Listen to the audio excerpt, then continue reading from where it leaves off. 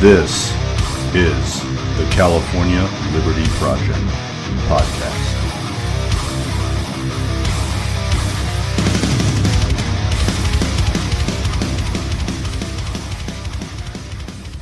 So welcome back to the California Liberty Project podcast once again. It's always great to have the listeners here joining us always. And I thank you for your time. Really appreciate you tuning in. Make sure to subscribe if it's on Spotify, if it's on Apple Podcasts, wherever you listen to us, maybe even Rumble and YouTube. We're trying to build those up as well, but definitely Spotify, Apple, make sure you subscribe. And thank you for being here. And make sure to follow us as well on at California Liberty Project. That's Instagram.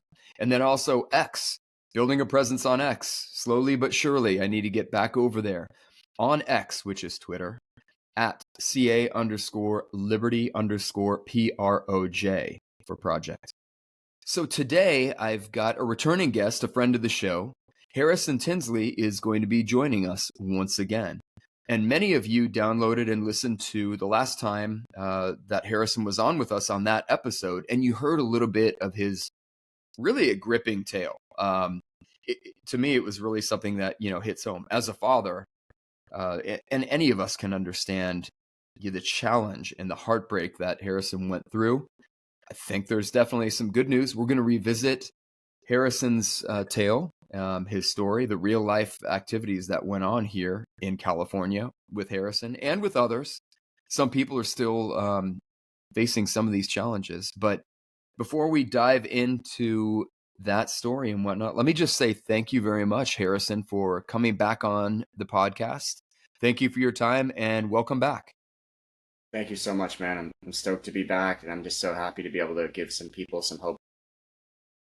That's the key thing. There is light at the end of the tunnel. I know it's been a fight. It was a difficult challenge for you. Why don't we start right there and let's revisit, if you could, for people who didn't hear the other podcast that we did together most recently, why don't you tell us kind of where you came from? What is your backstory? And you've been telling your story on some national media, on some state and local media like this podcast, and you've been all over because I think what happened to you was just so gripping and so poignant. So could you tell us a little bit of your backstory and then maybe tell us where you're at today with your situation? Yeah, well, I'm one of four siblings. My parents are together still. I grew up here in California all my life. Had a pretty wonderful childhood, and a few years back, I met this girl, and we started dating, and we fell in love, and pretty quickly into our relationship, she got pregnant, and essentially from there, politics really started to seem to cause a divide between us, and I started to get threatened daily that I wouldn't see my son. It seemed like over political beliefs, and we both went to the doctor together. We were stoked it was a boy and things like that. But unfortunately, his mom, even when she announced on social media that she was pregnant, she said, "Baby Sawyer due in December. I'll love you whether you're a boy or a girl or neither." So that was concerning, and essentially, it just felt like I was just getting constantly threatened and politically held down, and she ended up breaking up with me and keeping my son from me, in spite of me always expressing that I adamantly wanted to be in his life. I was going to be in his life. So I didn't know when he was born. I found out about 1 week after from social media. Someone reached out to me, and I filed in court 2 months later. And from there, it took 13 more months just to meet him. So I finally met him when he was 15 months old. It was a tragedy. That time was very painful. And it strengthened my character, though, and made me a better man to be who I need to be for him, for the world, and for myself today. And I finally got to lay eyes on him. It was incredible and beautiful, and I started to visit with him. I ended up moving to the Bay Area shortly after that, and I was almost immediately awarded half custody, which I'm extremely thankful for. When the half custody started, my son's mom started to defame and harass me pretty severely. Horrible things said about me that were completely untrue. And I got a temporary restraining order because of that. That restraining order was violated. And his mom started to call him they, them. put him in dresses and makeup and sometimes and weird stuff like that. One time he told me when she took him to Disneyland, he's like, Dad, when I went to Disneyland, I couldn't go in the rides unless I wore my princess shoes, and I didn't want to wear princess shoes. I wanted to wear boy shoes. So thankfully, my son, even back then, when he was like 20 months old or however old, never bought into this. He's always expressed wanting to be a boy. And of course, he'll just always be a boy no matter what. But he's never bought into it for even a second. I'm so thankful that I was there to guide him. So some weird gender stuff started happening around when I went half custody. And then his mother was arrested for child endangerment. And so I brought all this to court and got awarded a trial. And it was a 4-day trial. It ended up being 5 days, 5 afternoons. And feel like you go to this trial like, oh, I'm finally going to get to say everything I want to say and show them everything. Because in family court, people just get like 20 minutes and their whole life's decided. But we have this trial, and in spite of pretty frivolous and ridiculous objections from her attorney, like I couldn't even speak every sentence I said, she would object without even knowing her objections sometimes. However, I still felt positive, like we had all this evidence and, police officers and me, and I still felt confident. And unfortunately, court decided to keep custody 50-50. And at that moment, I felt, despair. And I wondered, what I could do to save my son. I knew I had to do something. And I was completely out of money. I was completely out of ideas. And I essentially just decided I'm just going to tell the world my story. So I did. And I'm thankful, to the Daily Wire for breaking my story and Matt Walsh. It happened. And then I just started doing interview after interview. And then I started to fight some of the anti-family, anti-children, anti-parent bills in California that are crazy, like AB 957 last year, and which Newsom miraculously vetoed, actually. But they passed some other crazy ones, 665, 223, etc. But so I just made it my purpose to fight for Sawyer, but to fight for all children and protect them from gender ideology. Children are the most vulnerable, amazing amongst us. They deserve protection and love, not to be confused, not to be given political propaganda, sexual ideas that does not belong anywhere near children. It's not okay. And we're going to draw a line in the sand now and say this isn't happening anymore. This is the moment in history where it shifts. We have the momentum. We have the high ground. Everyone knows this stuff is wrong. Even where I live in the Bay Area, I don't know anyone who supports, secrets being kept from parents or kids being given hormones or surgeries or guys and girls spaces. No one wants these things. So our representatives are not representing us, and they need to. We need to demand that they do, because it's unacceptable. Children deserve to be protected, and so do women. And so, I just made it my mission to fight for these things, because I believe it's the battle of our lifetime. And, I started to become part of this movement, and just one day out of the blue, I had some missed calls, checked my phone, my voicemail, the San Francisco police telling me to pick up my son. So I said, I'll be there. I picked him up, found out about a very scary incident. And that incident has led me to now have full custody of him. And I'm very thankful for that. It's horrible that he had to go through what he had to go through. But I finally saved him at least, and I have him now, and he's safe and loved. Wow. Yeah, that is incredible. Good news. Definitely good news at that. But before the incident with the police, it sounds like it was a joint custody or shared custody arrangement. Yeah, 50-50. We split time, and I'm appealing that trial I mentioned decision. I'm hoping to still win it just off principle, maybe set case law for people in the future. And that's ongoing right now. But yeah, it took a pretty severe incident to finally win custody of him. And he's back with you. Is this, and if you can't say, that's fine. I don't know where it is in the courts, but your full custody with your son, is this a permanent change, hopefully, or is it to be determined in the courts, or? It's a final custody order from a court above family court. It's called dependency court. It's essentially CPS's court. So I found out about this incident. I picked him up. The cops told me what happened. And I actually filed an ex parte the next day, I believe, in court. And the family court actually denied my ex parte, which was appalling. And I don't believe they had the discretion to deny the ex parte based on the allegations made. I mean, essentially there was more violence committed in front of my son. His mom got into a fight with her dad, physical altercation that was very serious. She allegedly broke his nose, and there was blood. Hmm. and he was hiding. He snuck up. I'm sure he was curious what's happening and scared, and he had like a kid's baseball bat or something similar to that. And according to him, his mom said hit him in the face, hit him in the face. And according to her, he did it on his own.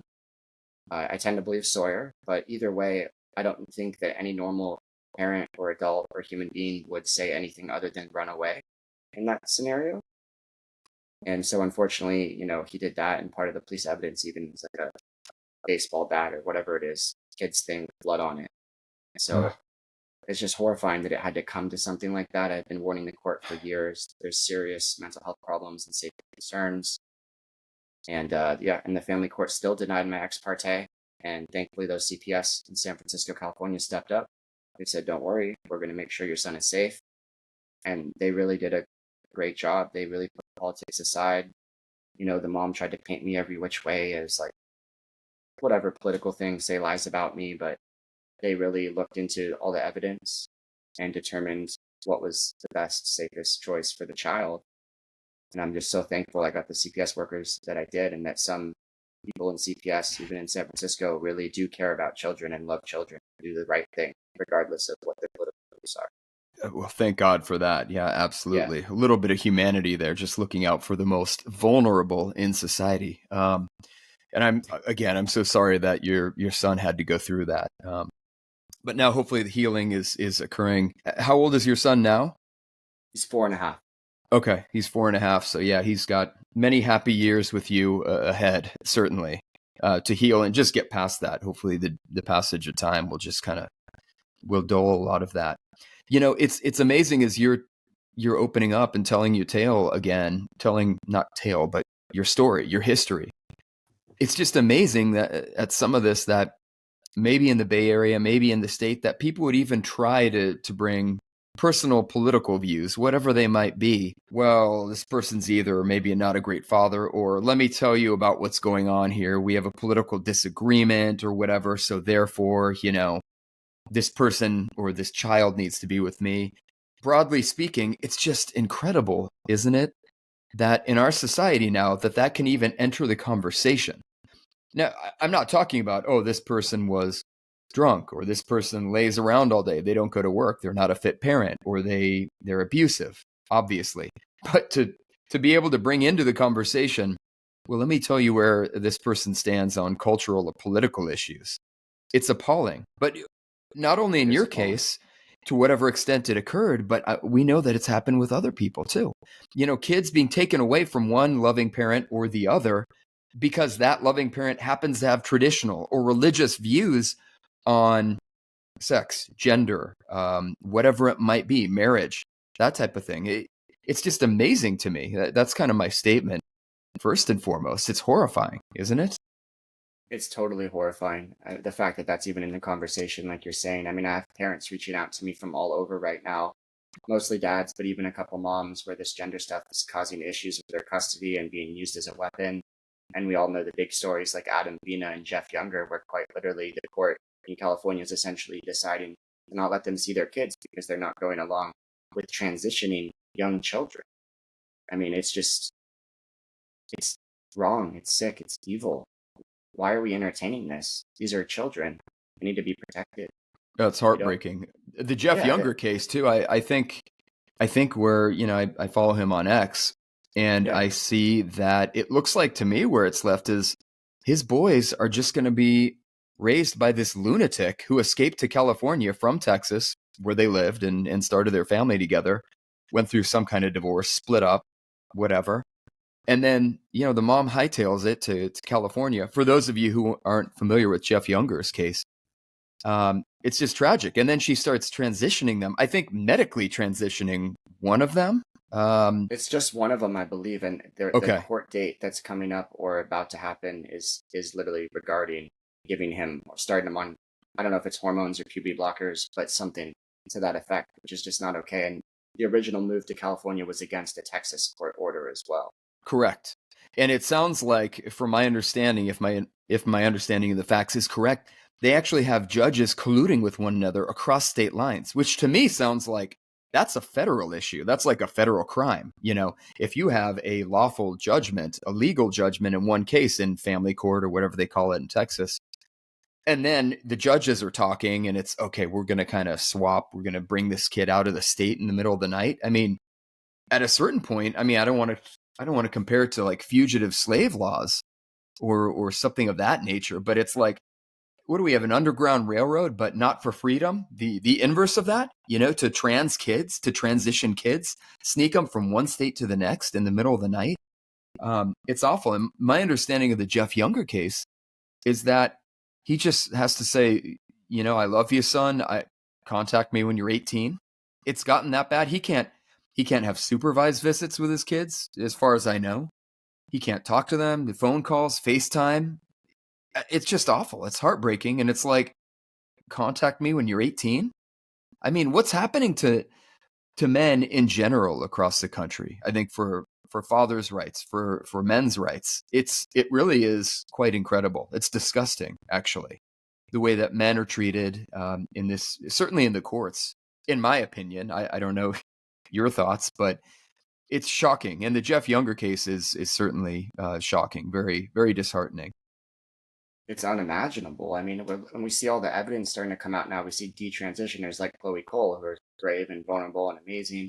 And how do you not see that, or see the CAS files and the WPATH files and all these things that are just suggesting that transitioning them, whether it's socially or trying to with hormones or whatever, is doing a net negative? How much evidence do you have to see? How many countries do you have to see to stop it, to make a change? How many states do we need to see, Dan, before we do something and decide, no, in our country, we will not harm children and do irreversible damage to them anymore? And regarding dads, yeah, dads definitely have a right to their children just as much as moms. Dads love their children just as much as moms. And there's actually evidence to suggest that possibly single father households produce more successful kids than single mother households.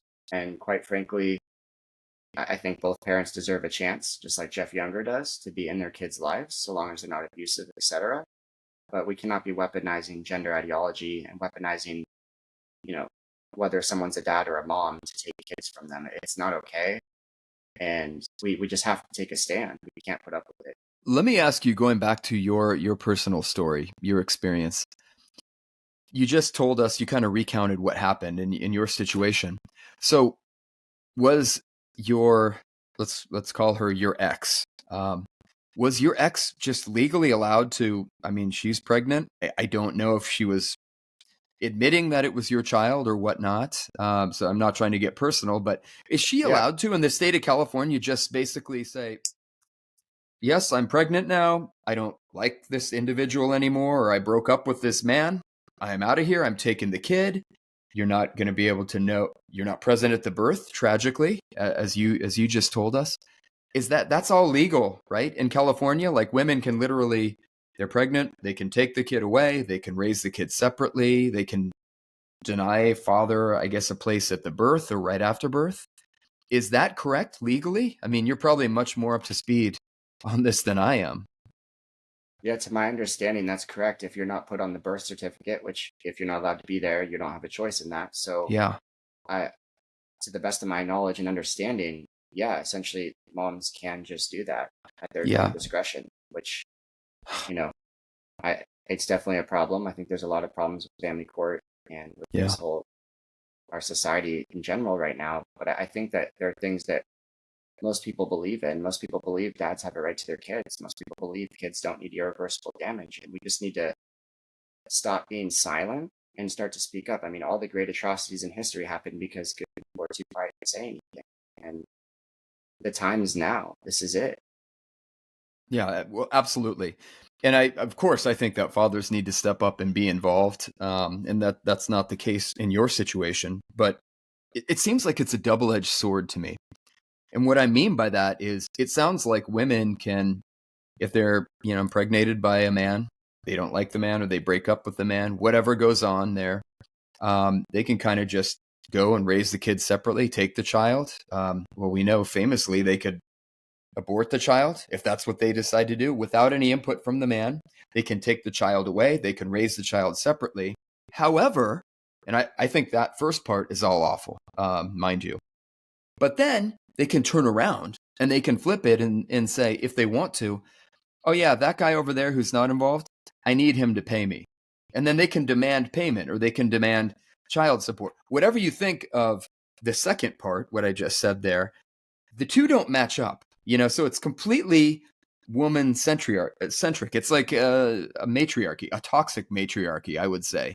Basically, that everything rests with the woman, including whether or not she keeps the baby to begin with, but then she can kind of abscond with the kid and only contact the father if she does want the child support payments. It's like men have, it seems to me, very, very little agency here. If they do want to step up, if they do want to say, I love this child, I want to be involved in the child's life.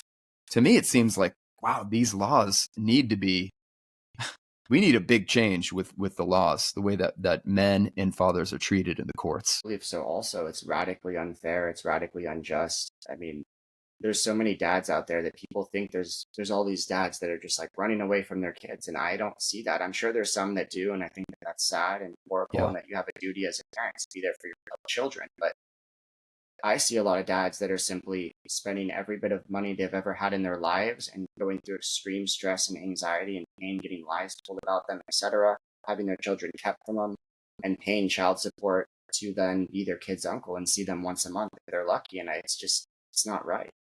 Yeah, We can't absolutely. continue to do this. We've tried it. It's done nothing but cause divorces to go up and child support payments to go up and single kids having a single parent raise them. It's just, this isn't right.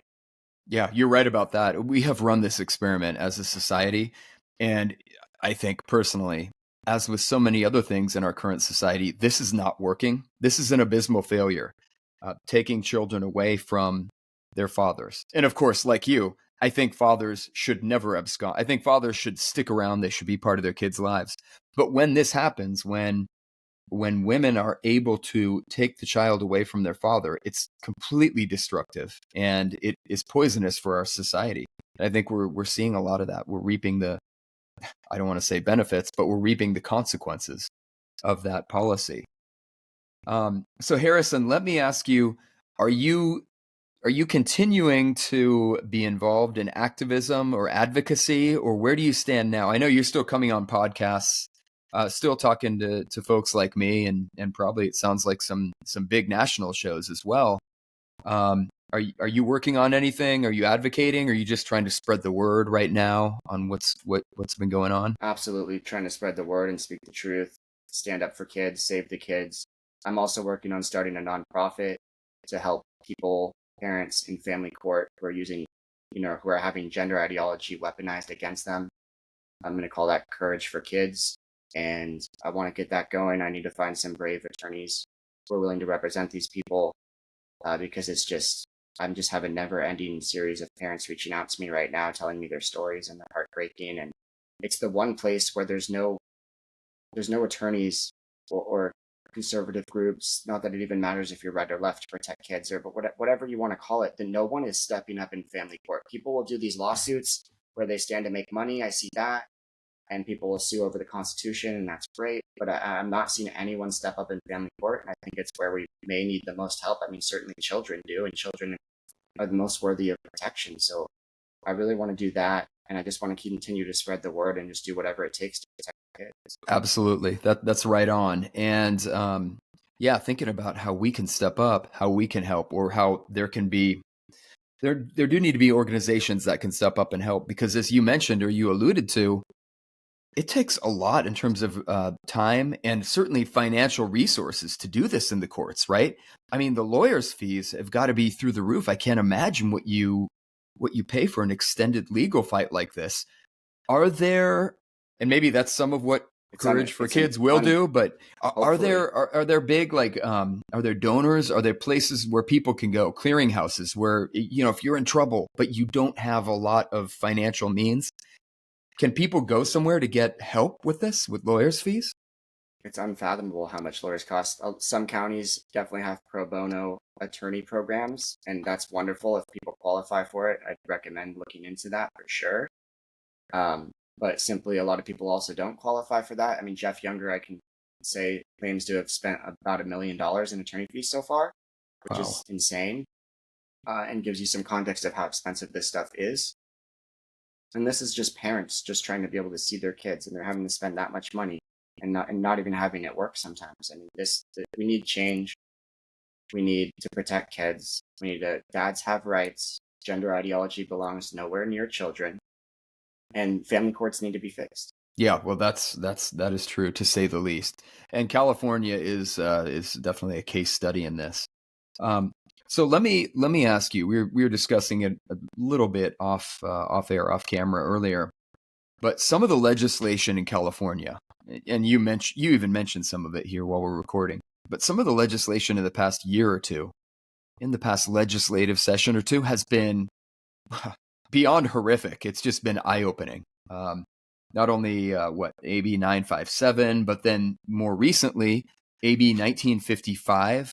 Were you involved in any of the fight with AB 1955?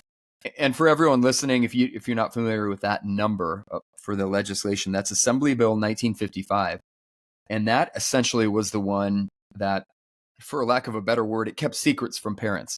If a child transitions at school, the school doesn't have to let the parents know if they want to use different names, different pronouns, etc. Basically creates this hidden identity for a child where you get a bunch of adults who are playing along with the child, pretending they're a different sex at school than they are at home, and then telling the parents nothing about it. That's completely legal now in California public schools and maybe private schools too. I forget the actual legislation. Were you involved in any of that fight, or are you familiar with that? Because I know a lot of people were mobilized on that one, and I know this kind of touches upon a lot of your own story as well. Well, I'll tell you, I'm certain that these secrets being kept from parents, giving kids new clothes at school and calling them by a name, and it being held completely by everyone in the school, and they won't tell the parents, is happening all over the country in private and public schools. Obviously, particularly California, of course. I was not involved at the Capitol because I was going through this process of this CPS investigation, where Sure. I got awarded Yeah. full custody, so I had to be on the down low for a little bit, but I'm absolutely ready to be back in that fight. And a lot of people that I'm close to and have developed relationships with were involved in fighting that, and I'm so thankful that they did that. It was amazing to see someone like Elon Musk stand up and say, "This bill is insane. This happened to my kid, and I'm going to move my businesses out of California now." I mean, we need powerful people like that to step up. We need your everyday person to step up too, though. You just need to start speaking the truth. Dig deep in your soul. No more hiding your beliefs. You don't need to. This is the majority of us. This is righteous. This is normal. It is normal to want to protect kids from having their bodies mutilated. There's nothing wrong with that. We know where we stand. We need to protect the kids. These bills are insane. There's no reason a school the school can't even give your kid a Tylenol without asking. I mean, the idea that they're going to keep something so significant from parents is just ludicrous. If I ask you to speculate, and we're just having a conversation here, so tell me what your thoughts are on this. What is driving this? I mean, you've kind of seen it from the inside out, and you've got a very interesting perspective. But what is this? What is going on in society or in our state to where there are so many people all of a sudden in the past decade, never before in California's history, or really U.S. history, but all of a sudden we have a bunch of adults who have apparently some kind of interest, whatever this interest is. They've got some kind of interest in keeping secrets from parents, but not only secrets like about, oh, you got an F on that test, we won't tell your parents, we'll pretend it's a C, or something like that, which wouldn't be good either. But these are secrets about the most intimate, some of the most important formative years, some of the most important issues that people of religious views or traditional views hold very dear and think are very important. Gender, sexuality, traditional moral norms, religious norms. These impact, and there's a lot of overlap with all of those. They're fundamental to this argument, to this discussion. Why are there so many adults, in your estimation, that are so invested in keeping intimate sex, gender, sexuality secrets from parents? I mean, it sounds really obvious, but to me, it's the fundamental question. Like, what the hell is this? What is going on? Well, it's some sort of social contagion and woke mind virus that needs to be destroyed. Obviously, I'm not inside those people's minds. I don't really know exactly what their reasoning is. I think there's a lot of everyday people that have been brainwashed into believing that this is somehow compassionate to go along with this, and that it takes them from being a normal person to someone that's part of a victimhood class.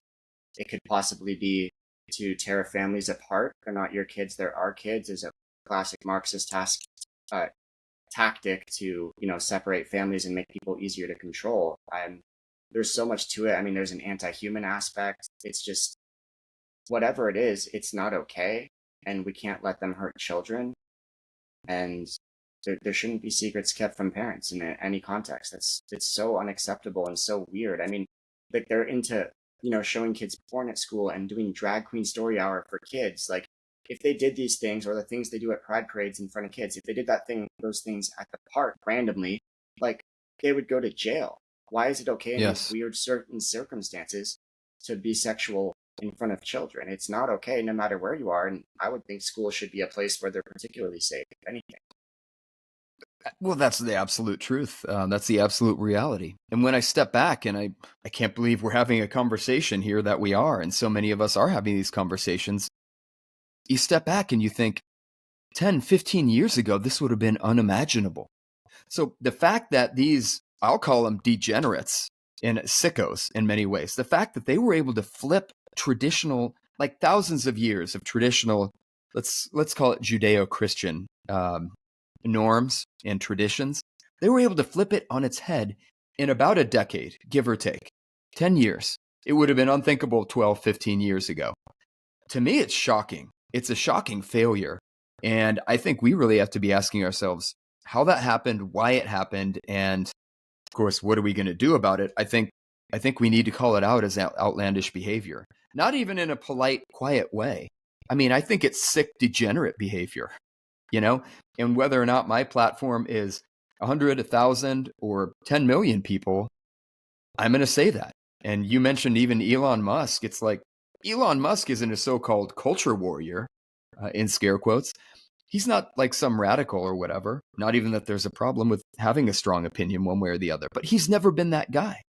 And the fact that now he's just kind of waking up to the woke mind virus, as he calls it, I think it should show people, like, this guy has never been a culture warrior or a cultural conservative or traditionalist by any stretch of the imagination.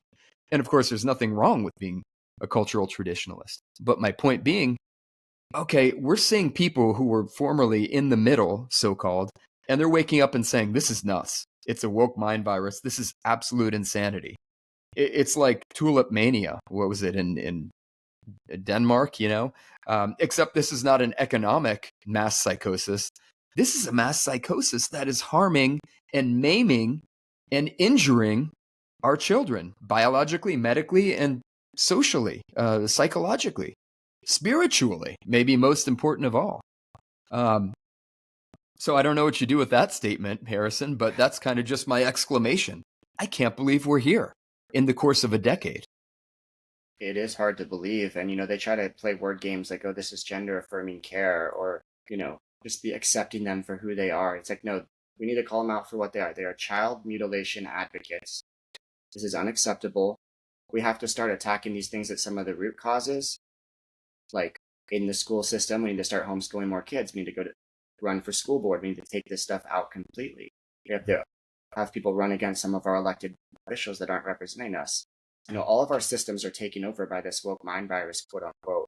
And unless we start to attack it at the roots, we're not going to be able to get it out of society entirely. It's culture down, all of our systems, they have to be taken back. They've infiltrated everything. They're pushing this propaganda at most schools and daycares and TV shows and everything. And we have to start taking it back. We have to bring the fight to them. We have to say no more. You're child mutilation advocates. It's unacceptable. You're evil. We're going to protect kids from you and your crazy ideology. Yeah, and I think the key thing there is that everyone needs to be involved. I know we talk about it all the time, certainly with friends and colleagues on this podcast. I'm always talking about it. We, as a community, are always talking about it. And I think the key is it's got to be, what are you doing? What are we doing?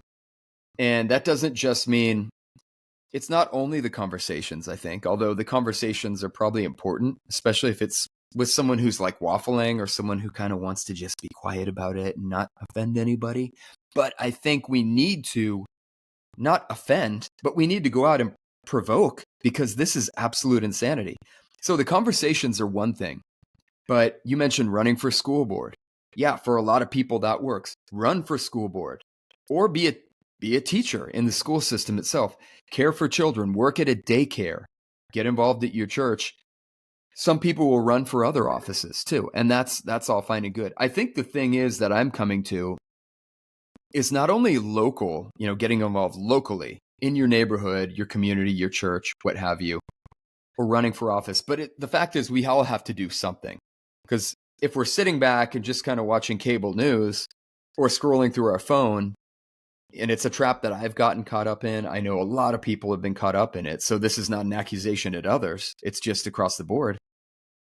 That if we're not actively doing, then this stuff is going to continue happening. No matter what we squawk on social media, or no matter what we squawk to our, just to our echo chamber, I think the point is, maybe what you were getting at there is activate, do something. Don't just do nothing. We cannot just passively kind of go along with this stuff, right? I mean, we've done that too much, I think. Yeah, if not you, who? If not now, when? Like, now's literally the time where we say no more and we protect kids. You want to be able to look your kids and grandkids in the eye and say that you fought for them, that you stepped up in this historical moment, in this historical movement. The time is literally right now. Everyone's going to have to live with themselves and be able to look their children in the eyes, look themselves in the mirror. It's time to dig deep. It's time to fight for something. It's time to stand for something, speak the truth. This is going to go down as the lobotomy of our time. And you have a chance right now. You watch Star Wars and Lord of the Rings and cheer on the good guys. Well, here's your chance. Are you going to be a good guy, or are you going to be one of the evil people? The choice is yours. And I hope that more people will start to find courage within themselves to do something that matters. Yeah, that's absolutely right too. Especially in a time when even this legislative season, or within the past year, we've also seen SB 14 and 1414 with Shannon Grove, pushing that. It once again, it's just incredible that is now where we find ourselves, where we actually have to have a big fight in the legislature, which is somewhat controversial. She's got to go out, and they have to yell back and forth. They have to debate whether or not trafficking young people, even teenagers, for sex or for disgusting, nefarious purposes is a felony. I mean, I think there's so many people on autopilot in our state, maybe around the nation, that would think there's no way that this is a misdemeanor or a non-crime to traffic people around the state or internationally from state to state, across national borders. And that there's no way my representative's voting literally no on that. Which what is the no? Yeah, how do I make the good? What's the best defense for a no vote? I want to hear it. I know they've said, oh, well, racism, it's going to affect black and brown people of color more. That's insane. What? It makes no sense at all. This impacts people who are black, people who are Mexican, American, or Latino, whatever, and white people. It doesn't matter, does it? Asian Americans. None of that matters. It's about the victim. All pedophiles put away. All groomers put away from children. Kidnappers. Don't care about any of that. Groomers, pedophiles. Exactly. And so it doesn't really matter what color they are, but everything's got to be disparate impact. That's what they say. I don't actually believe it. I'm done giving or ascribing benign motives to these people. I think they should be called out for who and what they are and what they do. And I think, when we actually think about what is behind this, whether it's AB 1955 or SB 1414, I think it's some very dark stuff. And I think these people, a lot of them in the legislature who are pushing this or pushing back against SB 1414, I think there's a lot of villains there, frankly. And I think there are a lot of degenerates with some pretty dark stuff going on. And it's got to be called out more explicitly. Like, no more Mr. Nice Guy, right? Yeah. No, we have a chance, to do something that matters, to protect kids. Now's the time. Who on earth wants to keep it a misdemeanor to traffic children? That's insane. People of California do not want this. It's time to take our state back. It's time to protect kids. This is absolute insanity. Yeah, for sure. Well, I'm really glad to hear about what I hope is a happy ending with your son being there with you, and hopefully just quietly, anonymously being raised, in a place of love, and hopefully he and you will be out of the headlines for these kinds of reasons, for good. I certainly pray that that's the case.